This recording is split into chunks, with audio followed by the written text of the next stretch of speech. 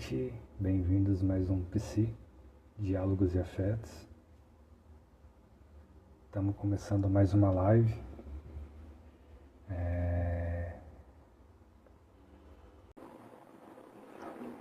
Boa Elo, noite, tudo boa bem? noite, tudo certo.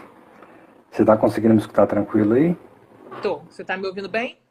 Tô sim, Que bom. Se te fizer barulho, você me fala que eu fecho a janela. beleza. Mas está tranquilo até agora. Não, deu uma parada. Eu acho que deu 6 horas, ele sacou que o horário era de live.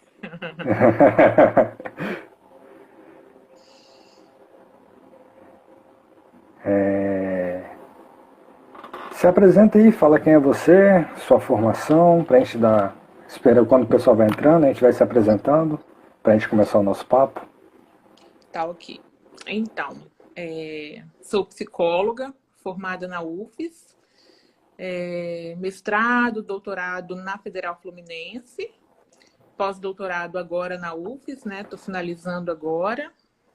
Todos na área de subjetividade política e exclusão social, mestrado e doutorado, pesquisando a questão de grupos de extermínio, de narrativas familiares de vítimas de violência, violência como um todo, né? Uhum. Trabalho na área da psicologia, estou como psicóloga na Prefeitura de Vitória, concursada, também trabalhando num serviço que atende vítimas de violência, que é o CREAS. Né? Estou concursada há 10 anos em Vitória e tudo isso foi acontecendo junto. Assim, eu passei no concurso, passei no doutorado, passei no pós-doutorado, tudo ao mesmo tempo. Então, minha carreira profissional caminhou junto com a minha vida acadêmica. Tudo na área da violência. Né? É um pouco disso, assim. Atualmente, estou num serviço que atende população em situação de rua, mas estou em home office por enquanto, por conta da pandemia. Sim. Né? Caminho extenso, né? Uma longa jornada aí, muito chão. E isso é muito bacana, muito importante de se ver, né? Ainda mais na psicologia, que é uma área ainda muito branca, a gente ter uma psicóloga negra com todo esse caminho, para mim é muito inspirador.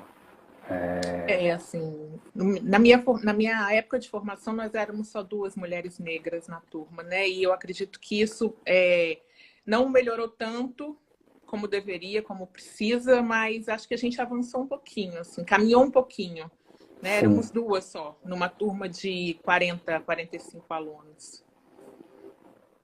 caminhou muito pouquinho mesmo, mas estamos caminhando, né? Para quem não me conhece, eu me chamo João Otávio, eu sou estudante de psicologia, estou no segundo período e pretendo ter uma caminhada muito grande quanto a nossa colega aqui. Eu chamei a Lu para a gente estar conversando aqui um pouco sobre o extermínio da juventude, né? É uma área que ela estuda, né? Que ela tem se debruçado e eu acho que vai ser um assunto muito importante para a gente discutir, porque a gente vê todos os dias, dia após dia, jovens sendo mortos, seja entre jovens moradores de comunidades diferentes, sendo mortos pela própria polícia, pela mão do Estado. Então a gente precisa mesmo discutir sobre isso para realmente desmistificar alguns pontos, né? E realmente compreender de fato, né? Como se dá esse extermínio, como que a gente pode também tentar evitar que esses jovens sejam exterminados, né? Eu passo a palavra para a Lu para a gente começar esse bate-papo e a gente vai trocando essa ideia. Antes de mais nada, obrigado pelo convite, né? Acho que é importante trazer essa temática porque a psicologia não está acostumada a falar sobre isso. Né? A nossa formação ela não o que posso dizer, de uma formação voltada para a questão das políticas públicas. E eu venho atuando na área de políticas públicas desde que eu entrei no curso, nos estágios, né? Fosse no conselho tutelar, fosse no hospital de atendimento a questões de saúde mental, o ADALT, na época era ADALT. E no campo da assistência social, que é o campo que eu atuo principalmente, menos ainda. No campo da saúde mental, a gente ainda tem um avanço em pensar políticas públicas no campo da saúde como um todo, mas no campo da assistência social, não. E dentro da assistência social, um trabalho com juventude, focado na possibilidade de pensar para além do perigo, para além do lugar de perigosos, para além do lugar, ou do lugar de vítimas, porque a gente também faz essa dicotomia muito grande, né? Ou é vilão ou é herói. Menos ainda, a psicologia não prepara a gente para isso. A real é essa. A gente vai para os estágios, a gente vai para o campo, mas a gente, de fato, não é preparado para isso. E minha formação foi toda nessa área, né? Então, assim, eu passo pelo conselho tutelar, eu passo por espaços de atendimento a vítimas de violência no estágio, passo por espaços dentro de comunidades, como São Benedito, como São Pedro, para finalmente me formar. E aí, quando me formo, vou para o mestrado pensando por esse caminho, porque na época eu trabalhava com crianças e adolescentes que, de alguma forma, estavam em situação de rua, fosse na mendicância, fosse trabalhando, né, o trabalho infantil. E aí no mestrado me incomoda muito essa questão do extermínio de crianças e adolescentes em Vitória. E aí vira minha temática. E é a partir daí que eu começo a pesquisar e começo a pensar um pouco esse lugar da juventude e do extermínio. Então, uma coisa que a gente começa a perceber, e aí você pode me interromper, porque eu falo pra caramba, tá? Tá Uma bom. coisa que a gente começa a perceber nesse período de pesquisa é que a gente dá lugares muito formatados para essa juventude, né?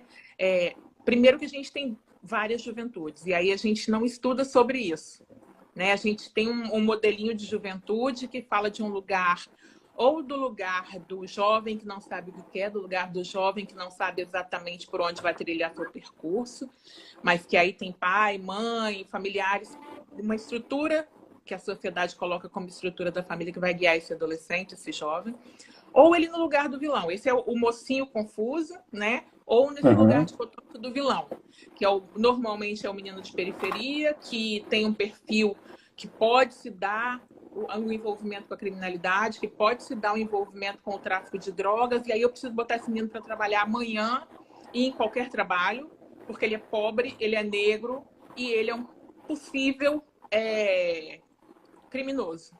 Então, eu colo lugares nesses corpos juvenis, né? Nesses corpos jovens. Eu colo ou lugar do branco classe média, que tem que estudar e que tem que ver alguém, que é confuso, mas que vai agarrar na mão da família e a família vai levar ele para algum lugar. Ou do menino negro de favela, que não é confuso, que não é menino, que é perigoso e que eu tenho que, de alguma forma, ocupar o tempo dele com qualquer coisa, de preferência de péssima qualidade, sejam cursos técnicos, seja a formação, para esse menino não virar bandido. Então, a gente vai usando essa dicotomia o tempo todo, de herói e de vilão, de pobreza e de periculosidade que vão se atravessando. E isso é grave porque a gente vai colando isso na estrutura do sujeito. E eu não estou falando de estrutura enquanto psicologia, não. Estou falando de estrutura mesmo de lugares, de construção histórica, né? E essa construção histórica ela é perversa. Porque quando eu colo isso no corpo do sujeito, eu também colo nele um alvo. Então, eu vou colar nas suas costas um alvo diferente daquele que eu vou colar nas costas de um outro menino na sua faixa etária e com uma outra cor de pele diferente. Entende? E aí, no mestrado, eu vou sacando isso e quero estudar mais, só que o mestrado é um período muito curto, são 2 anos, e você não consegue estudar porra nenhuma. E tem um orientador que fica ali no teu pé, né? E fala assim, estuda Luiziane, e termina essa dissertação logo. E aí, no doutorado, o que aconteceu? Eu fui para o mestrado, voltei para Vitória, passei no concurso. E aí, vou virar concursada, funcionária pública, e vou largar essa vida de estudar. Mas aí, minha paixão era a Cecília Coimbra, que é uma professora da UF, que eu fiz mestrado com ela. E aí abre o doutorado e a primeira turma ela oferece uma vaga e seria a única vaga que ela iria oferecer. Aí eu pirei o cabeção e falei, eu vou fazer doutorado e vou ficar no mercado de trabalho. Concursada com 3 meses de concurso.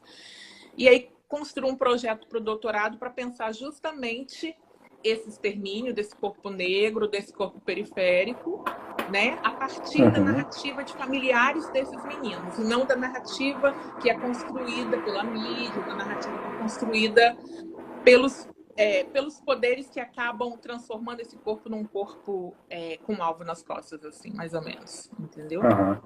É muito interessante quando você traz aqui essa questão das juventudes, né, que de fato são mais de uma, e você especifica muito bem qual é essa juventude que tem sido exterminada, né, que vem sendo exterminada ao longo do tempo, né, que é essa juventude que é periférica, que é majoritariamente pobre e preta. né? Eu lembro, eu morei em Jardim Camburi, na minha infância, né? Até pouco tempo, né? Na região de Atlântica Villa ali, né? Que é a periferia ali de Jardim Camburi, né?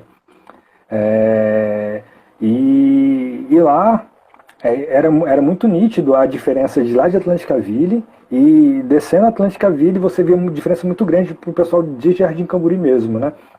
É, e tanto a questão das abordagens policiais, de tudo que eu pude vivenciar lá, né? Perdi muitos amigos por conta da criminalidade, né? Vi gente morrendo perto de mim, por conta de estar nesse lugar vulnerável, né? E as pessoas que morriam, as pessoas que estavam nessa vulnerabilidade eram pessoas pobres e pretas, em sua maioria, né? E e de fato é muito complicado essa vivência, é, essa questão que de fato vem do Estado, né? O Estado ele provoca isso, né? A ação do Estado trazer esse extermínio dessa população, né? Como se estivessem realmente querendo higienizar a cidade, né? Como teve anos anteriores, né? Anos atrás, eu Voltou? recebi uma ligação aqui. Tá. Voltou aí? Eu recebi uma ligação aqui, e Voltou. aí. Onde eu Aí parei? Onde travou. travou? Travou Travou onde? quando você estava falando de como o Estado produz esse extermínio. Sim. E como é que isso é complicado, né? O Estado que deveria de fato proteger a gente, ele provoca esse extermínio e vem provocando isso há muito tempo, né? De fato, eles colocam esse corpo, né, como algo perigoso, alguém que produz perigo, né? E perigo para quem, né? Para essa sociedade que é a classe média. Então, em vez de ter políticas públicas que ajudem essa população que está numa situação um pouco mais vulnerável para realmente ascender, ter uma vida de qualidade, uma vida digna, eles exterminam para que essa classe média tenha uma vida mais tranquila, entre aspas, né? Assim, você falou de Jardim Camburi, você falou de uma coisa engraçada, né? Porque Atlântica Ville é um gueto dentro de um bairro de classe média alta, né? E muita gente não conhece Atlântica Ville, acha que falou, mora em Jardim Camburi. Dentro de Jardim Camburi, quem fala que mora em Jardim Camburi, mas mora em Atlântica Ville, não mora em Jardim Camburi, Uhum. né? Existe um preconceito dentro do bairro. Quem mora Sim. em Atlântica Ville não mora em Jardim Camburi. E é diferente a cor da pele de quem mora em Atlântica Ville e quem mora em Jardim Camburi. É Sim. diferente o trato, né? O Uhum. ambiente é pouco cuidado de um território dentro do mesmo território. Aí, se a gente parar para pensar que isso acontece dentro de Atlântica Ville, que está dentro de Jardim Camburi, imagine Alagoano, Bairro da Penha, Morro do Quadro, Piedade. A diferença de trato, e aí está falando em termos de políticas públicas mesmo. Porque a gente Uhum. sabe, por exemplo, que a limpeza pública é diferente em bairros de Sim. classe média e em bairros de classe baixa. A gente sabe que as unidades de saúde dentro de um mesmo município são diferentes. Então, se Atlântica Ville, dentro de Jardim Camburi, sofre um tratamento diferente, imagine os bairros pobres, de fato, Sim. né? Porque a Atlântica Ville, historicamente, é uma invasão. Né? Sim. Foi uma invasão que aí as pessoas foram vendendo os apartamentos, passando para outras, e virou um bairro dentro do bairro. Mas nunca foi aceito de fato.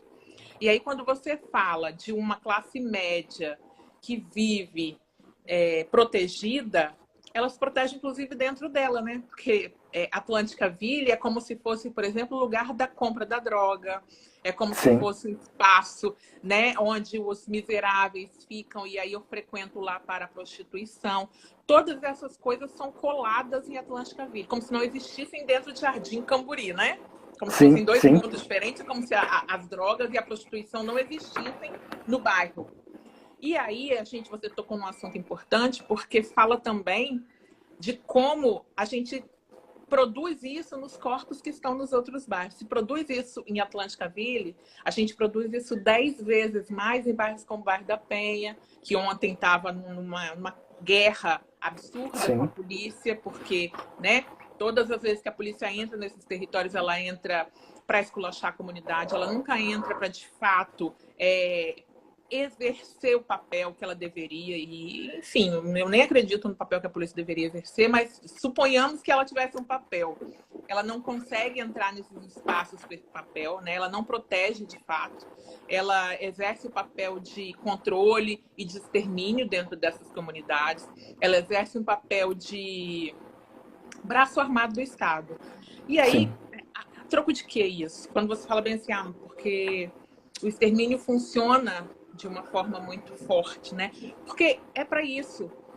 A máquina está funcionando. Quando a gente pensa nos corpos pretos, para a máquina funcionar, ela tem que funcionar de alguma forma, colocando esses corpos num lugar de extermínio, né? Não é à toa, Sim. não é ao acaso. A máquina não está funcionando errado, muito pelo contrário, ela está funcionando de forma correta e coerente, dentro daquilo que se espera de uma sociedade capitalista, neoliberal, blá, blá, blá, blá, blá, blá, blá, blá, blá, né? E é importante quando você coloca isso de Atlântica Vire, porque é a máquina funcionando dentro do próprio território da classe média, né? Sim. E trazendo essa questão do extermínio pelo próprio Estado, né? A gente vê e é noticiado constantemente, né? E cabe uma crítica aqui também, né? Porque quando essa notícia ela vem, ela não choca a gente. É uma notícia que bate, tipo, mais um, né? Sempre é mais um corpo preto que é morto, né? Como se a gente não tivesse implicação né, nessa morte, né? Como se ela não fosse importante o suficiente para a gente se importar com ela. Não é uma vida que seja digna de luto, né? Para a sociedade como um todo. E é pelo contrário, né? É uma vida digna de luto, sim. E a gente precisa fazer esse luto, a gente precisa realmente ver por que isso tem acontecido, né? De fato, você falou que é o funcionamento do Estado, essa é a lógica do Estado, né? Então, o Estado está, em sua visão, está funcionando muito bem, exterminando a nossa população. Mas a gente vê que esse Estado tem ceifado a juventude, né? Que é o futuro, que é o presente desse país, né? A gente tem casos que tem uma repercussão um pouco maior, né? E como o caso da Ágata, do João Pedro, de ontem para hoje, a gente teve o pessoal lá de Santo Antônio, aí, que são seus conterrâneos, que foram também brutalizados. E essas vidas não são passíveis de luto, assim. A gente não consegue ter essa empatia, sabe? Como é que a gente chega numa sociedade como a morte não toca a gente, sabe? Isso me intriga muito, porque eu me vejo nesse corpo, sabe? Poderia ser eu, e eu não sou digno de luto, sabe? Isso me dói bastante. É importante que você coloca dos corpos que são dignos de luto, né? Não sei se você observa, e isso eu observo muito porque é um pouco da minha pesquisa, quando a gente tem uma notícia referente a óbitos em bairros de periferia, né? Vamos pegar, por exemplo, o exemplo de ontem.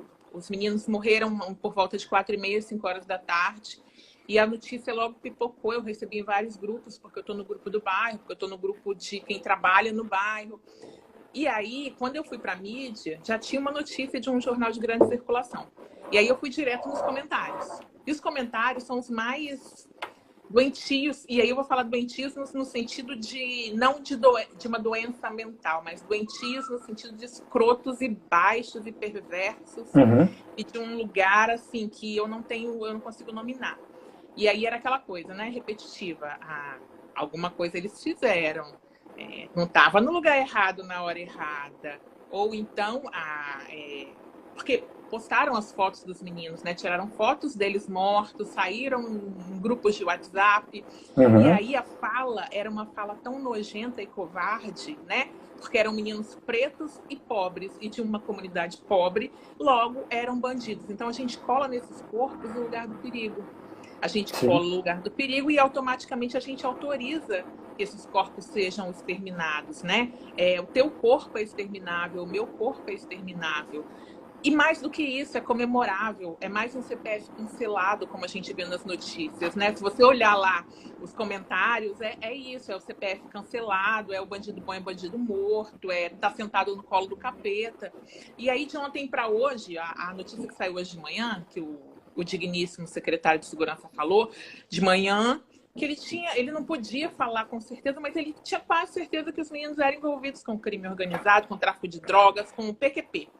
E aí, na hora do almoço, o delegado da Polícia Civil coloca que os meninos não eram envolvidos. E, de fato, não eram. Eu vi o Yuri crescer, um dos meninos que morreu. E se fossem, não dava o direito de ninguém de matá-los. Acho que é isso que a gente precisa bater na tecla também. Sim. O envolvimento ou não com a questão da criminalidade não dá o direito de vida e morte desses corpos. E aí, hoje, na hora do almoço, os meninos já não eram mais os criminosos. Eles já eram as vítimas. Então, a gente também desautoriza esses corpos, tá? A gente tira a potência desses corpos quando a gente coloca eles no lugar de pretos, pobres, perigosos. E a gente desautoriza esses corpos quando a gente coloca eles no lugar de pretos, pobres, coitados. Né? A mídia em cima das famílias, a mídia tirando foto, o secretário de segurança falando asneira. E me deu uma agonia, aquilo, uma agonia, um nojo, sabe? Parece que a gente fica perdendo de pouco o tempo todo nessas situações, porque são corpos pretos o tempo todo, corpos pretos que estão caindo, pretos e periféricos, né? E é isso, assim, por mais que você esteja num lugar diferenciado de talvez classe média baixa, seu corpo é preto. Não está tão exposto, mas está exposto, né? Não, você não foge desse lugar, eu não fujo desse lugar. Nossos corpos são vilipendiados o tempo todo de outras formas. E se em algum momento a polícia topar contigo e te der um tiro achando que você é bandido, vai colocar uma arma na tua mão e vai falar que você era bandido. Sim. Vai produzir esse lugar para o teu corpo. Né? Então, assim, outro dia eu estava dando uma palestra na UFES, inclusive para alunos do quarto período, e aí um aluno foi contar uma experiência falando que ele se sentia mais seguro em Jardim da Penha do que nos bairros periféricos, né? Um aluno negro. Falei, logicamente, você está falando de um lugar de classe média. E aí, no lugar de classe média, você vai se sentir mais seguro em Jardim da Penha do que no Alagoano ou em Santo Antônio. Mas o seu corpo preto chega primeiro do que o seu status de classe média. Então, se houver se você morrer aqui agora, alvejado pela polícia, você vai sair no jornal amanhã como bandido, porque a polícia vai forjar esse lugar de bandido para você, porque você é preto. Então, tua classe social vai influenciar pouquíssimo no lugar que você ocupa por conta da tua pele, né? E isso é importante a gente colocar, porque quando a gente está no curso de psicologia e é preto, a gente começa a achar que a gente também mudou de status nessa lógica. Né? A gente avança num caminho, que é o caminho da possibilidade de estudar, de pensar outras coisas, mas a gente continua nesse lugar de alunos pretos e não dá para a gente fugir desse lugar porque a pele da gente não vai mudar. Né? Sim. E é interessante ser colocada a questão da criminalidade, né? Tipo, que nossos corpos eles são passíveis de ser criminosos, né? E isso justificaria, né, essa brutalidade com os nossos corpos, né? A sociedade tende a achar que os corpos brancos não são passíveis de cometer crimes, né?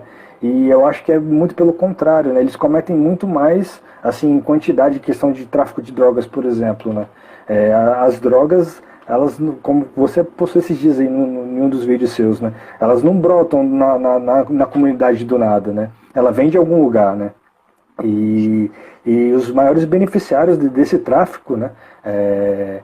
Que passa por rodovias, passa por aeroportos, eles beneficiam mais corpos brancos, né? Quem está ganhando muito dinheiro. E sempre quando sai uma notícia de algum desses corpos brancos que cometem crime, era o empresário que carregava droga, o estudante, e nunca é tido como criminoso, né? Mas o corpo preto, independente da quantidade que ele está portando, independente do que for, ele é o criminoso. Ele não tem nada. É diretamente o criminoso. Não tem outro lugar para esse corpo preto, né? Eu tentei dar uma pesquisada nos últimos 3, 4 anos em relação a essa questão da droga, da relação da droga com o lugar que ela está circulando dentro de Vitória. Por conta de ter acesso a algumas comunidades, ter muita proximidade com a questão dos conflitos territoriais. E aí eu fui fazendo um mapeamento do tráfico e um mapeamento principalmente da entrada da droga no município de Vitória, né? E aí, se você parar para observar, os conflitos territoriais vão acontecer justamente próximos aos locais de entrada das drogas.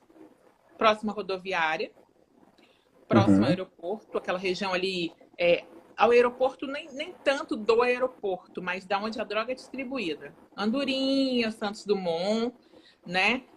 Na entrada ali da rodoviária, onde a gente encontra o Alagoano, onde a gente encontra o Morro do Quadro, onde a gente encontra a Ilha do Príncipe, que estão em conflito o tempo todo, e ontem a gente teve morte na ilha. E Porto, que é um outro ponto de entrada da droga. E aí você vai ter os bairros do entorno. Piedade, Moscoso, Ponte Grande, que estão todos de frente para o porto. Se a gente for olhar fisicamente, todos eles têm acesso direto ao porto. E aí as pessoas fazem a ligação direta entre drogas e periferia, pensando no que circula dentro da comunidade, mas não na droga que entra pelos principais pontos de entrada do município, que não entra pela periferia, ela chega na periferia. Então, a droga vai entrar pelo porto, a droga vai entrar pelo aeroporto e vai entrar pelas rodovias, como você colocou. Então, a gente vai ter toneladas de drogas apreendidas o tempo todo, chegando por Cariacica ou chegando por Serra. Não sei se você já observou isso. E não são corpos pretos que estão trazendo essa droga. E se são mulas, que são presas com uma quantidade pequena na frente para uma quantidade maior passar tranquila, né? Que isso também a pesquisa mostrou para a gente. Uma outra questão. Os conflitos territoriais são a ponta de um iceberg. Os meninos pretos que estão se enfrentando muito mais por existência, como eu falei no último vídeo, do que por grana e por poderio de armas e por poderio de drogas. Porque, como eu falei esses dias, todos eles, ou uma grande maioria, são enterrados no cemitério de Maruípe, o cemitério de pretos e pobres no município. Nós sabemos disso. São meninos pobres e pretos que necessitam do auxílio funeral, que é o benefício socioassistencial do município para pessoas que, de alguma forma, precisam realizar o funeral e que não tem como manter, como pagar esse funeral.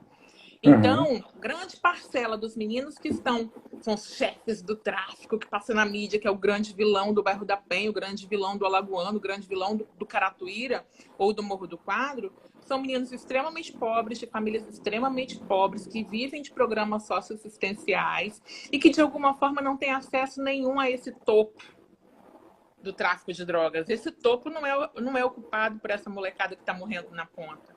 Os meninos estão se matando por conta de existência, como eu falei outro dia. Eles querem existir, eles querem um lugar. E aí a guerra, o conflito territorial, dá a eles esse lugar de poderio. Uma vez eu conversei com um menino do bairro da Penha e ele falava para mim bem assim, a melhor coisa que aconteceu para a gente foi criarem essa questão do trem-bala, porque agora todo mundo tem medo da gente. E eu falei assim, mas você faz parte do trem-bala? Então ele falou assim, não sei nem o que é isso. Então, a lógica, tipo, sabe, é muito louco isso. E aí, nossa relação com os meninos na medida socioeducativa, que funcionava dentro do CREAS, era muito parceria.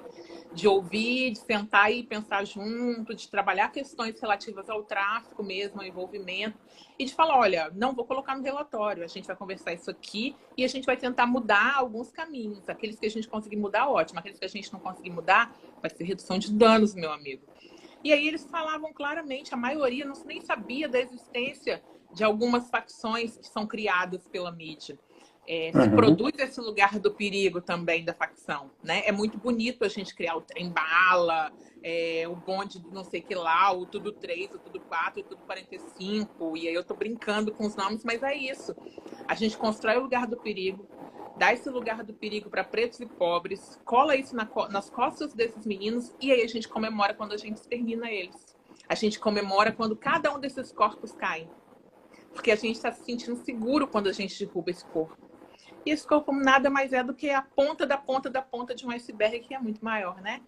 Que é essa rota do tráfico de drogas e armas que entra e sai no estado e em Vitória, década de 60, de 70 e de 80, e que a gente tem N pessoas importantes que morreram por causa dessa rota, né? Como Maria Nilce, como Alexandre Martins. E não foram os meninos da Boca que mataram, sabemos muito bem, né? Então, assim, a gente se faz de besta e gosta de ser feito de besta em alguns momentos. E a gente compactua com esse lugar de besta que a gente faz. Entende? Assim, é repugnante, enfim. Se deixar, eu vou ficar falando, sim. tá? Pode me cortar.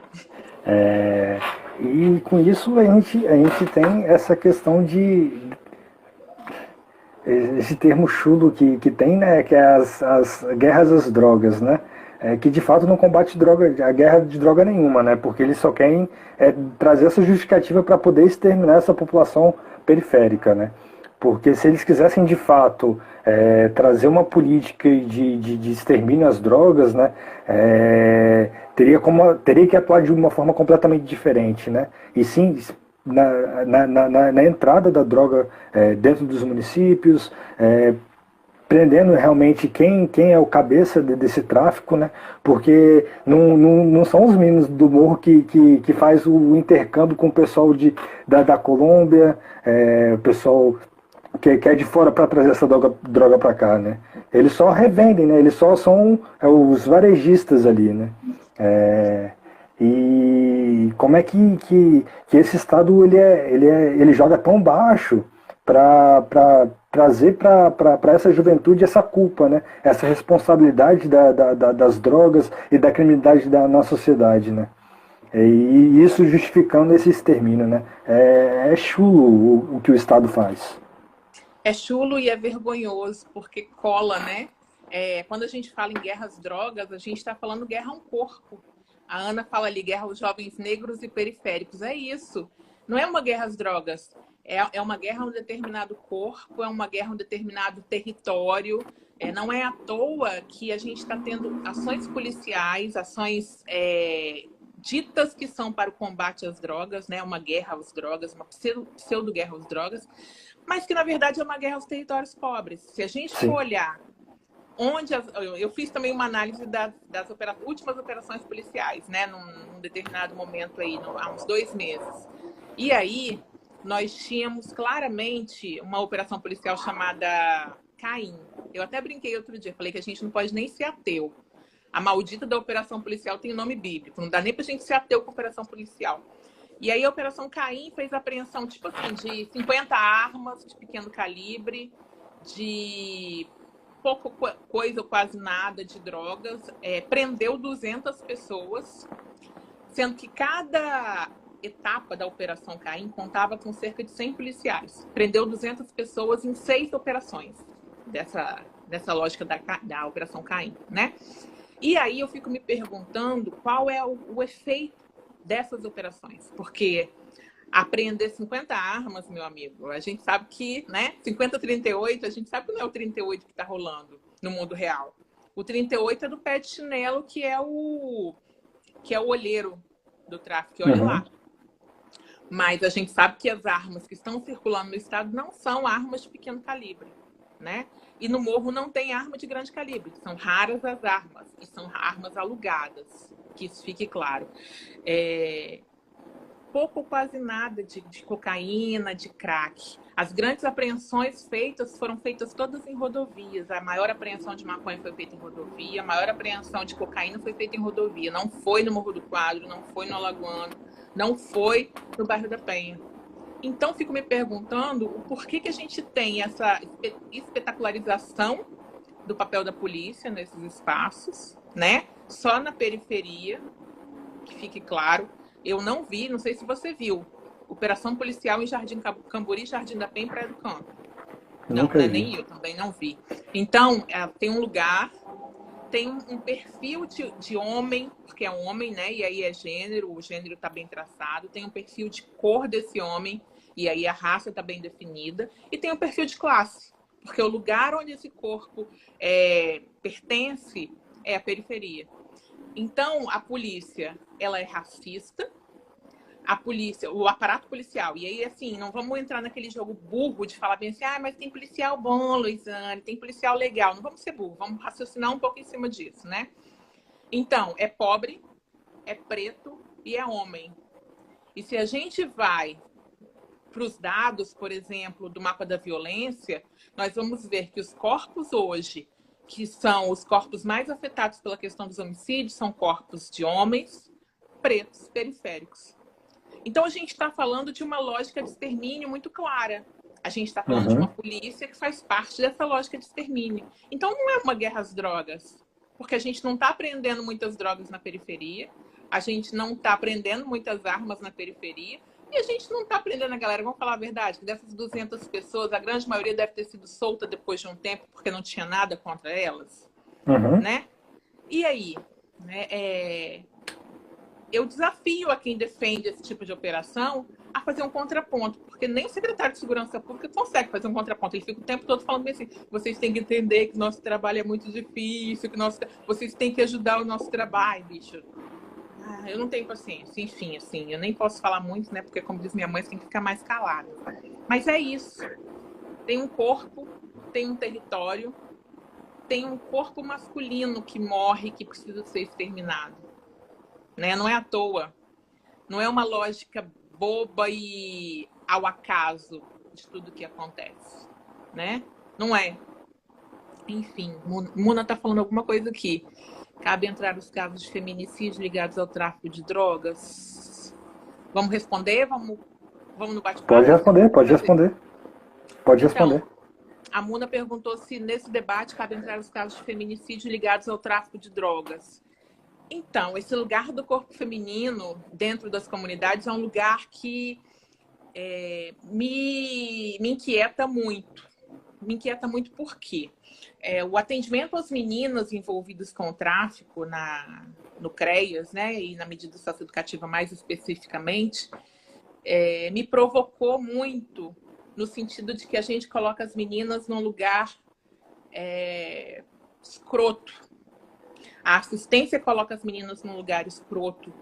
Por quê? Porque normalmente os discursos são: as meninas do tráfico são as meninas mais difíceis de se lidar. É muito mais fácil lidar com os meninos, porque as meninas são mais perversas. As meninas são mais malvadas quando elas cometem algum tipo de crime. E quando essas meninas são mortas, normalmente elas são mortas com requinte de crueldade. Eu não vejo o feminicídio dentro desses grupos como algo que mostra que as meninas eram mais violentas e aí por isso sofreram violência. O corpo feminino, ele é vilipendiado porque ele é feminino, né? E não porque ele tem esse envolvimento com o tráfico de drogas. Como a Muna coloca ali, são subnotificados, com certeza. E muitas vezes eles vão passar por envolvimento com o tráfico de drogas e não por feminicídio. Justamente porque esse lugar do corpo periférico deve ser colocado extremamente ligado à questão da droga e não ligado ao corpo feminino que sofre por ser feminino. Então, talvez o número de feminicídios possa não ser real quando a gente pensa em meninas que estão envolvidas com tráfico de drogas. Não sei se eu consegui responder a pergunta dela. Cabe os casos de feminicídio ligado ao tráfico de drogas? É isso, assim. Eu acho que o corpo feminino, ele continua sendo o corpo feminino dentro do tráfico. Ele não passa a ser o corpo do tráfico, como alguns pesquisadores gostam de colocar, né? Não, a menina é envolvida com tráfico, então ela morreu por conta do tráfico. Normalmente ela morre porque ela é mulher. Dentro do tráfico existe uma hierarquia que também coloca esse corpo como um corpo inferiorizado. Então, quando uma mulher assume uma boca, por exemplo, e eu já tive experiências de vivenciar com mulheres que, né, de ter relações de trabalho com meninas que assumiam a boca, essas meninas, quando são mortas, elas são mortas com requinte de crueldade que não está ligado ao tráfico. Está ligado a ela ser uma menina que assumiu um lugar de poder. Né? Então, o feminicídio, ele é subnotificado quando a gente fala que ele foi por conta do envolvimento com a droga e não por conta daquele corpo ser um corpo feminino. Não sei se consegui responder.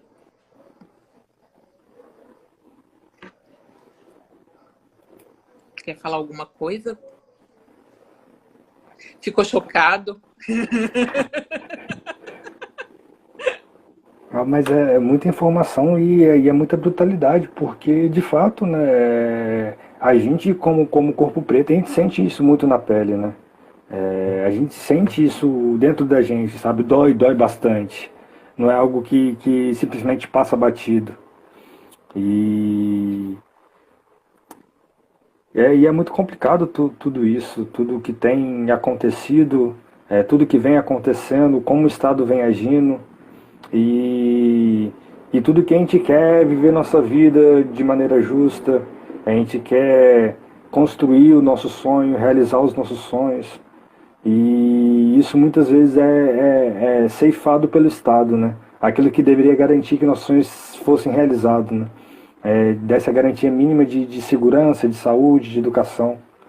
E ele não garante isso pra gente, né? Porque somos corpos pretos. Quando você fala em garantia, eu estava pensando muito sobre isso esses dias, vendo a campanha eleitoral, vendo alguns amigos que estão pré-candidatos a vereadores, e falando em garantias, né? Alguns amigos e alguns não tão amigos, é claro. Uma determinada candidata a vereadora falava de que ela tinha feito várias questões na área da criança e do adolescente, que ela ia garantir que essas questões fossem... Eu não lembro a palavra que ela usou, mas que de alguma forma elas fossem garantidas de uma forma mais eficaz. E aí é uma mulher branca, né? É uma mulher branca que já ocupou cargo de gestão no município, e aí ela falava disso com uma certeza de que ela ia conseguir garantir políticas públicas para a pobreza e para a negritude. E me deu uma coceirinha, né? Uma vontade de perguntar para ela assim, sobre como a questão do racismo atravessava esse lugar de mulher branca dela, que iria garantir essas questões para a gente, que nunca foram garantidas de fato, né? Dentro da assistência, por exemplo, a gente tem recursos mínimos aplicados de forma mínima de um Estado mínimo, né? O Estado não tem garantido efetivamente nada. E para a população preta é menos 1. Se para a população branca é 1, para a população preta é menos 10. Então, eu fico assustada quando a gente ouve pessoas falando dessa garantia de direitos. A garantia de direitos, para mim, é uma... Eu não quero ser dura, mas talvez seja uma capa utilizada nessa campanha eleitoral, em outras campanhas eleitorais, em pessoas que querem assumir locais específicos, porque não se fala em racismo. Não se fala em pensar questões étnico-raciais, não se fala em pensar a questão socioassistencial como um todo de pessoas negras. Só se fala em produzir igualdade. E, sabe, essa igualdade que se fala, para mim, é tão incômoda. Esse lugar do Estado que garante igualdade. Eu fico pensando na Revolução Francesa, sabe? Igualdade, fraternidade, sei lá das quantas. E me parece que as pessoas estão tentando enganar a gente de novo. É muito louco, né? Porque esse lugar do preto enganado eu cansei de ocupar, assim. Sim. Né? Que garantias são essas que o Estado dá, de fato? Você tem garantia? Igual esses dias me perguntaram, assim, numa live, então você foi uma mulher preta de sorte? Por ter conseguido fazer o mestrado, o doutorado. Falei assim, só foi sorte de ter nascido com uma mãe legal e um pai legal, porque fora isso, a sorte nunca bateu na minha porta, meu amigo. Nascer de pele preta não dá para contar com a sorte, né? Então, assim, lógico que aconteceram situações na minha vida que me ajudaram, mas dizer que o Estado foi legal comigo ou que eu tive sorte na minha caminhada é me subestimar, né? Fazer com a minha cara. Né? Então, assim, eu não consigo pensar em garantias. Eu já me iludi muito em garantias do Estado, pegando um pouco acho que você falou. O Estado não nos garante nada. Não, ele não consegue nem faltar os programas sociais na questão étnico-racial. O candidato fala de questão étnico-racial, as pessoas param e falam assim, oi, vivemos uma democracia racial, né? Tem candidato falando em racismo estrutural que não sabe nem o conceito de racismo estrutural aí, candidato branco falando sobre isso, usando isso para ganhar voto. Então, assim, é complicado, é muito complicado, sabe? Enfim. E de fato, a gente não tem garantia nenhuma, né? O Estado não nos oferece isso, não nos dá nada além de uma polícia que tenta nos ceifar, tenta nos matar a todo momento, né? E de fato, a gente tem que suar muito para a gente conseguir aquilo que a gente consegue. Se a gente não faz por onde, a gente não corre atrás,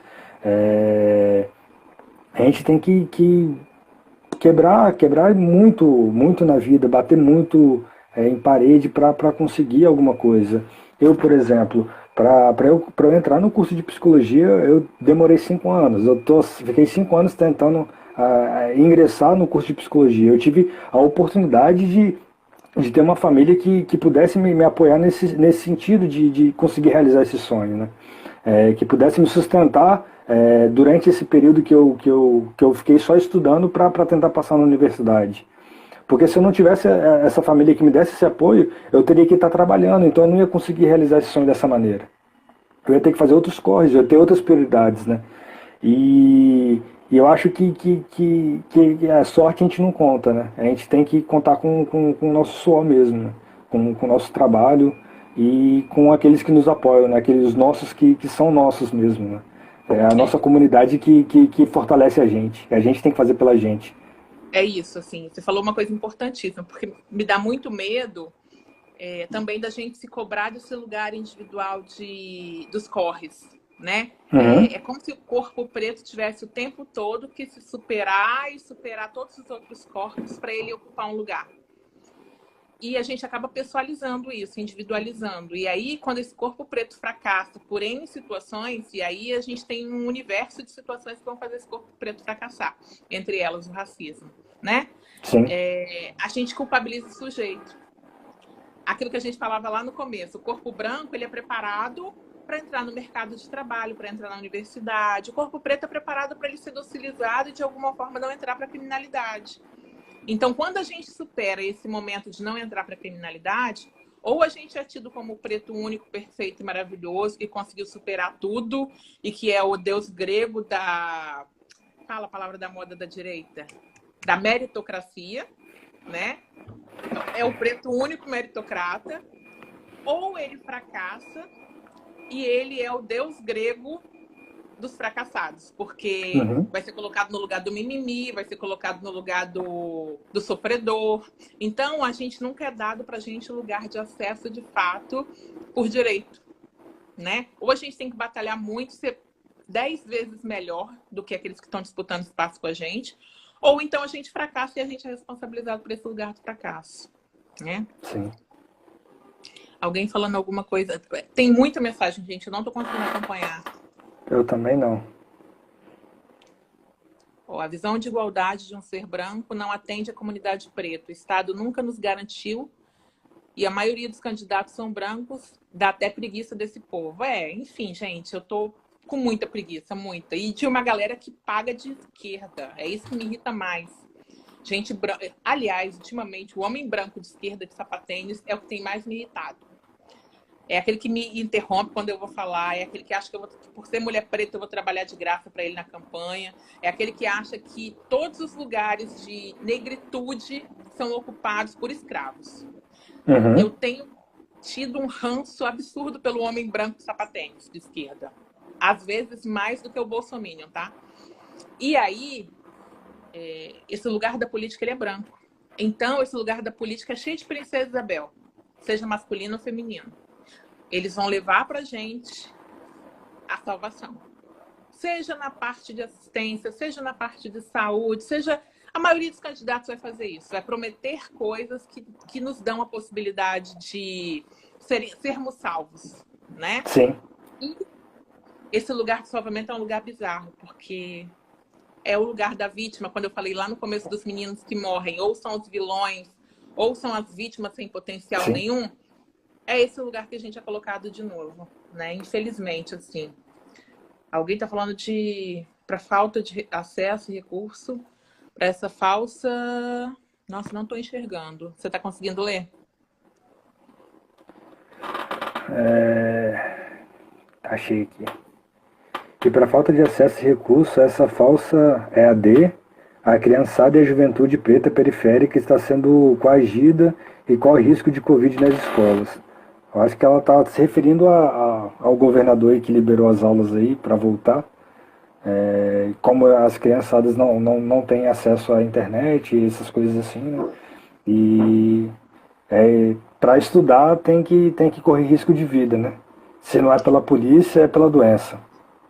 Isso. Os últimos levantamentos que eu fiz, não são recentes, davam conta de que os corpos pretos também eram os corpos mais atingidos pela Covid, né? Homens pretos negros, no caso, pardos e pretos, eram os que mais morriam. e mulheres negras eram as que eram mais contaminadas. Eu não sei como está atualmente, mas esse perfil perdurou durante os 4 primeiros meses da pandemia. E aí, com a volta às aulas, é como se, de fato, a gente, mais uma vez, colocasse em exposição esse corpo preto. Ele era o que mais se contaminava, ele era o que mais morria, e agora ele é o que vai ser colocado na linha de frente para sofrer os impactos para a educação privada voltar, vamos ser sinceros, né? Porque, de fato, as escolas públicas vão voltar só para ser uma justificativa para a educação privada voltar, porque a gente sabe que as escolas públicas voltarem nesse momento é uma insanidade. Sim. Há 2 meses do final do ano letivo, há 2 meses da gente começar a pensar um 2021 em termos escolares para essas crianças, para esses adolescentes, a gente vai falar em voltar. Vamos voltar, tá tudo bem, tudo feliz, tem álcool, tem papel higiênico, tem água na escola, né? A sensação que eu tenho é que as pessoas que estão falando em retorno nunca foram uma escola pública, né? Sim, sim. Lógico, nunca foram mesmo. tem escolas públicas muito boas, não posso dizer que todas são assim, mas eu já dei aula em escola do estado que eu levava meu papel higiênico e que não tinha água e que não tinha nada, né? Então, assim, quem está falando em retorno escolar e está falando que vai ter garantia, me desculpa, mas é branco de classe média. Não é preto de periferia, né? Se é preto de periferia, está sendo enganado. Eu acho no sábado das escolas particulares falando que as aulas tinham que voltar porque as crianças pobres estão sofrendo. Um monte de madame loira e carro de luxo. É isso. A manifestação não é na periferia. A periferia não está falando em volta às aulas. A periferia ainda está falando em contaminação na linha de frente, nos supermercados, nas farmácias, na padaria. Né? A periferia está desde sempre sem fazer isolamento, mas ela não quer colocar o filho dela exposto na escola pública, porque ela conhece a escola pública.